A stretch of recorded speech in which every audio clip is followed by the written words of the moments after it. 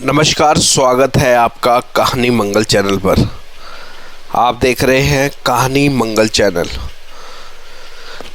कहते हैं आत्मा को बांधना नामुमकिन है, क्योंकि वो हवा की तरह होती है, बिना शक्ल के, बिना शरीर के, जिसे कोई दीवार रोक नहीं सकता, कोई ताला बंद नहीं कर सकता।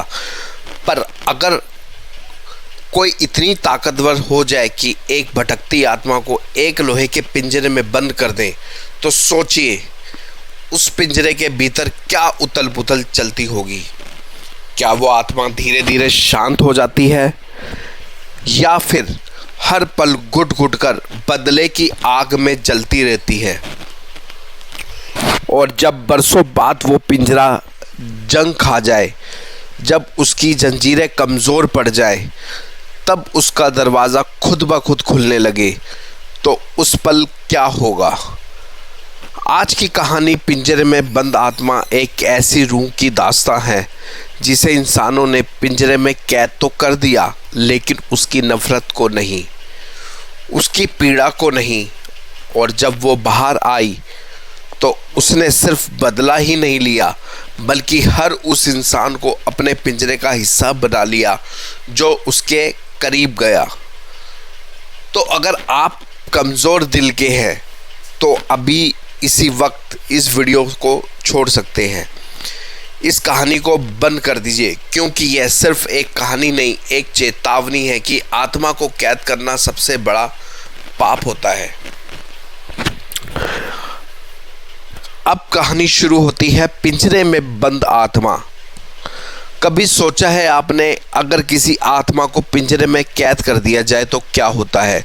क्या वो शांत रहती है या फिर इंतज़ार करती है बाहर निकलने का, बदला लेने का? पश्चिम बंगाल का एक छोटा सा गांव महेशपुर। इस गांव में आखिरी छोर पर एक वीरान हवेली थी, बनर्जी हवेली। सालों से बंद, बिखरी दीवारें, झुकी हुई छत और सबसे रहस्यमय एक लोहे का पुराना पिंजरा जो हवेली के बीचों बीच पड़ा था। कोई नहीं जानता था कि वो पिंजरा किसका है या किसके लिए बना था। एक छात्र शहर से आया। उसका जो नाम था अर्णव था। कोलकाता से रिसर्च के लिए आया था, पुरानी हवेलियों पर डॉक्यूमेंट्री बना रहा था। जब उसने बनर्जी हवेली के बारे में सुना तो कैमरा लेकर पहुंच गया। गांव वालों ने उसको बहुत रोका, मत जाओ बाबू, वो हवेली नहीं, एक शापित जगह है, वो पिंजरा आत्मा का पिंजरा है। पर अर्णव ने सब बातों को अंधविश्वास मानकर नज़रअंदाज कर दिया। अर्णव ने हवेली में कदम रखा। हर दीवार पर जले हुए हाथों के निशान थे। कमरे में अजीब सी ठंडक थी, जैसे कोई छुपकर सांस ले रहा हो। फिर उसे वो पिंजरा दिखा, लोहे का, बड़ा, जंग लगा हुआ। लेकिन एक अजीब बात, उसमें भीतर की ओर उखड़ी हुई नाखूनों की लकीरें थी, जैसे कोई अंदर से निकलने की कोशिश करता हो और रह गया हो। अर्णव ने वहीं एक कैमरा लगा दिया और रात बिताने का फैसला किया। रात के ठीक 2:30 बजे कैमरे में पिंजरे से निकलती सफ़ेद धुंध दिखाई दी। धुंध धीरे धीरे इंसानी रूप में बदलने लगी। एक औरत का चेहरा, जिसकी आंखों में खून बह रहा था।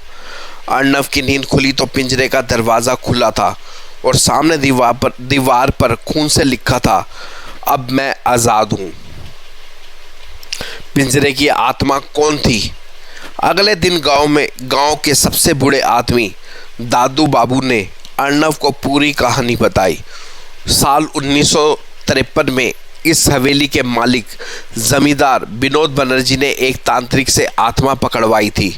वो औरत एक विधवा थी जो जमींदार के अत्याचार से आत्महत्या कर चुकी थी। उसकी आत्मा बदला लेना चाहती थी, इसलिए तांत्रिक ने उसे उस लोहे के पिंजरे में कैद कर दिया था। तब से हवेली में बंद पड़ी थी, लेकिन पिंजरे की जंग लग चुकी थी और ताले में दरार आ गई थी। अर्णव अब बदल गया था। उसकी आंखों के नीचे काले घेरे थे। वो अकेले में बड़बड़ाता और हर दिन वो उस पिंजरे को साफ करता रहता। गांव वालों ने देखा, रात को अर्णव हवेली से नहीं निकलता था और हवेली से चीखें आती थी। एक दिन अर्नव की लाश उसी पिंजरे में मिली। चेहरे पर डर का ऐसा भाव जैसे उसने मौत को नहीं कुछ और देखा हो। अब वो पिंजरा फिर से बंद है, लेकिन इस बार अर्नव की आत्मा अंदर है। लोग कहते हैं रात को हवेली के पास से गुजरो तो पिंजरे से दो आत्माओं की आवाज़ें आती हैं, एक मर्द की और एक औरत की। और कभी कभी पिंजरा हिलता भी है, जैसे कोई फिर से बाहर निकलना चाहता हो।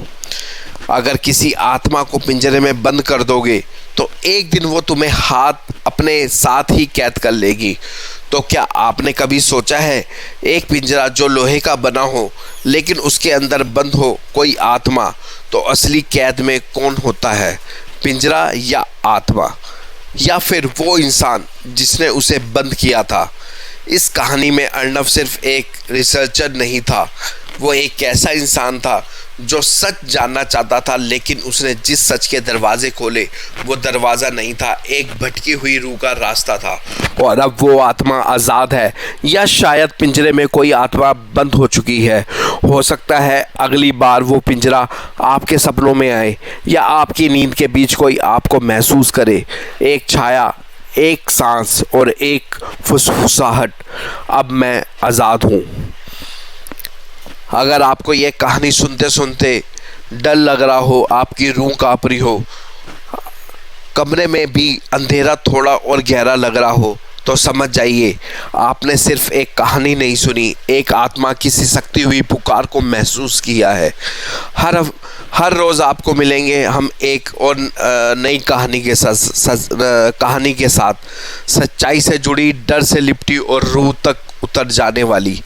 वीडियो को लाइक करें, शेयर करें और चैनल को सब्सक्राइब करना ना भूलें, ताकि जब अगली आत्मा आपके दरवाजे पर दस्तक दे तो आप पहले से तैयार हों।